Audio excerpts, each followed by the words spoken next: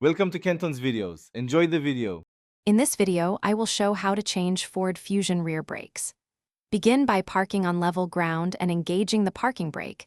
Then chock the front wheels and loosen lug nuts slightly while the car is still on the ground before lifting the rear with a jack and placing sturdy jack stands. Now that the car is securely supported, remove the rear wheel to expose the brake assembly, unbolt the caliper guide pins, and carefully hang the caliper to avoid strain on the hose. Slide out the old brake pads and check the rotor surface and mounting hardware for rust or scoring, noting anything that will need replacement during the rebuild. Compress the caliper piston with a proper brake tool to create clearance for new pads, then fit fresh pads and any new clips or shims.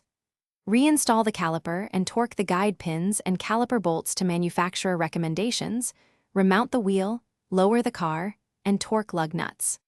Finally, pump the brake pedal to restore pressure before test driving at. Thanks for watching. Consider subscribing if we helped you.